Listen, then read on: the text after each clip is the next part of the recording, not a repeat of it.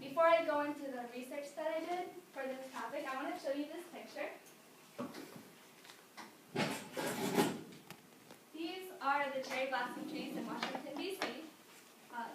I think they're just beautiful. Every spring in this park, they bloom with these beautiful trees. And I've heard about these before I started researching for my project. And it kind of inspires me to want to travel. I haven't traveled much in my life. One, I'm only in high school. And my family is very large, so whenever or if ever we went on a trip, it'd be more of a hassle than an enjoyable experience. So for my senior project, I decided to research traveling. My curiosities grew even further into the field of aerodynamics because I haven't gotten a chance to fly an airplane either. And I wanted to learn the correlation between aerodynamics and travel. For the aerodynamics portion of my research, I referred to the NASA website countless times. There's so many inaccurate sources on the internet when you're researching aerodynamics, believe it or not.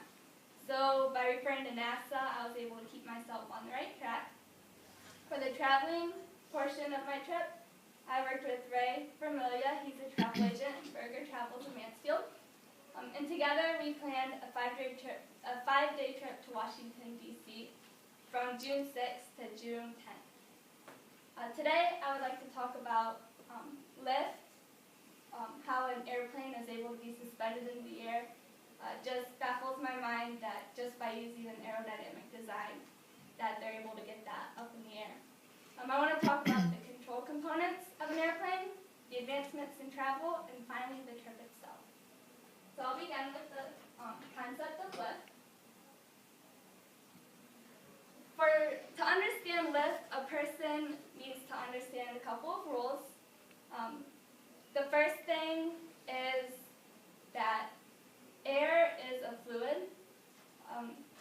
I was researching and they kept mentioning fluids and I got so confused, but aerodynamically speaking, air is a fluid, and for lift to be generated, a fluid needs to be in motion. So if I was to move from side to side, I'd be causing the motion of the fluid. Or if I was standing still and it was windy around me, that would also cause the motion of fluid. And if it was the same speed as if I was moving or if it was windy, those have the same aerodynamic principles. So when I move and I'm moving the fluid, I don't fly up in the air because you also need the turning of a fluid. This turning is caused on an airplane by the wings. They're designed so that as the fluid is moving, it turns perpendicular to the wings and it gradually starts lifting off the ground. So that's why an airplane will speed down the runway before it takes off and needs to generate that motion. Now I'd like to talk about the control components of an airplane. The first is the elevator. Those are on the back tail end of the plane. The elevators move the nose of the plane up or down. This is what ascends or descends the airplane so that it will change the altitude. So next I would like to talk about the rudders. These move the airplane's nose side to side. This side-to-side motion is called yaw.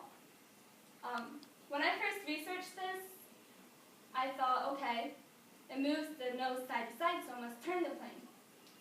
I ended up misreading my research. It actually prevents the nose from moving side to side, keeping the plane on a course so that it doesn't get off course. What actually turns the plane is the aileron. These are on the wings of the plane. As you can see in this picture, this aileron is up and this one is down. You'll never find it where they're both up at the same time. It's always going to be one or the other. And these are what cause a rolling motion of the airplane. And this confused me also. This whole part confused me, and because the rolling motion, I think of a plane spinning or doing fancy tricks in the air. So I tried to think of a way to to make this easier to understand, and I thought of a kid pretending like they're in an airplane and they have their hands suspended. And as they're like turning around, one arm moves up and the other one moves down. That's the rolling motion. That's what turns the airplane. So if you're ever on an airplane and you're on the wing, the window seat on a wing, you can see the ailerons moving up or down, and you can impress the person next to you and let them know what's going on. Some advancements in travel. I actually want to start with the wheel. That was the first discovery of the wheel. Well, it dates all the way back to 3,500 BC. And these were used in carriages, usually by the wealthy back then. People would walk by foot or ride animals. And these were discovered in Mesopotamia, which is now present-day Iraq. And surprisingly, the next major invention in travel was the steam engine, which is way, way later. They did have boats, but like I said, the wheel is like a general concept, so that comes with carriages, wagons. So the next big step was the steam engine. Then cars came in the late 1800s, early 1900s. When cars became more popular, they were about $350 a piece. But if you think about the time era, that was still very pricey. And then the planes became popular to travel in the 1950s, believe it or not. They were invented way before then, but they did not become very popular to travel in until the 1950s. So the trip that I planned to Washington, D.C., that probably, if you were to take a plane there, it wouldn't be common to go there unless it was the 50s or later. Now I'd like to present my 5-day trip to Washington, D.C. I'm going to present it as if it was an award, as a all-paid expense. If you see in the brochure, it says it's all-paid expense trip.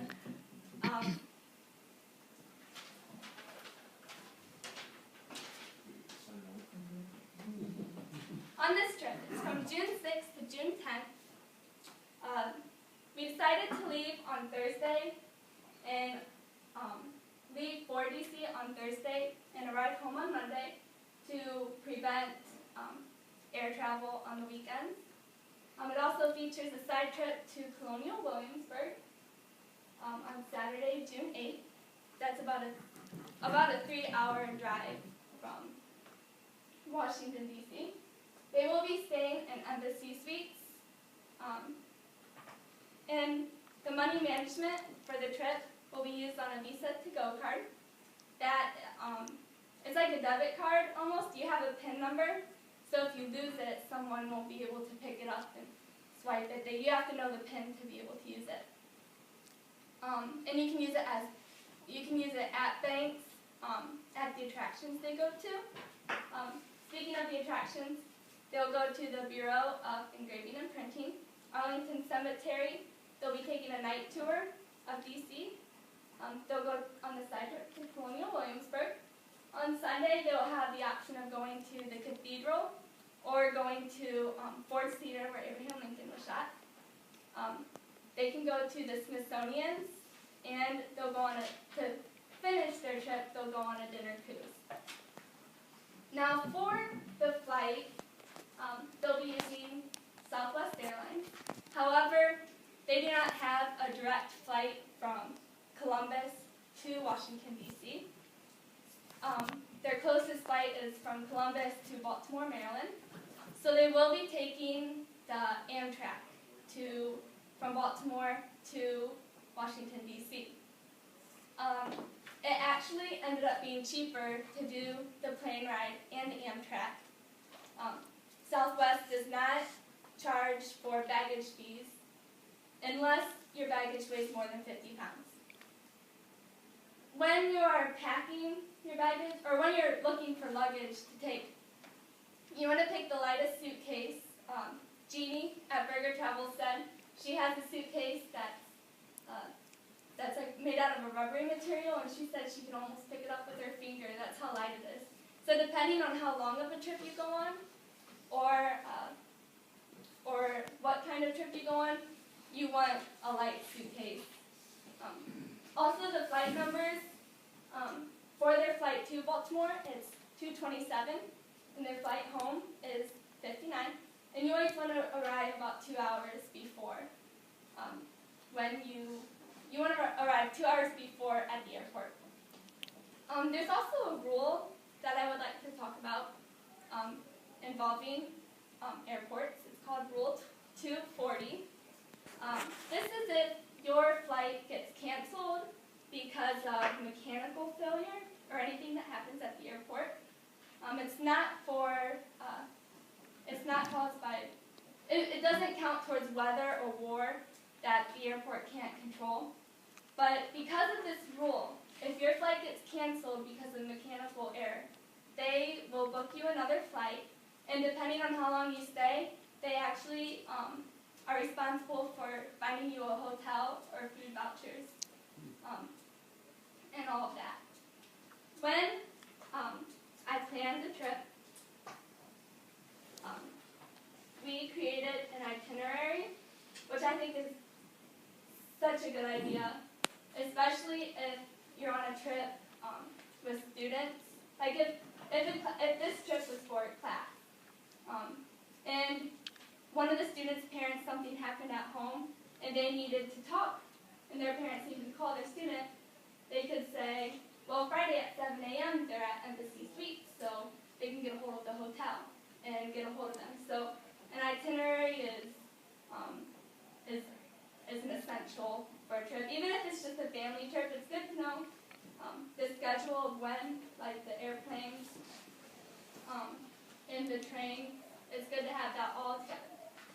I also have the cost sheet of all the costs and what will be on the visa to go and what will be prepaid. We prepaid a rental van, the hotel costs. We also prepaid the flight tickets and the Amtrak costs. And all of those costs, I planned this trip for a family of 8, just like my family.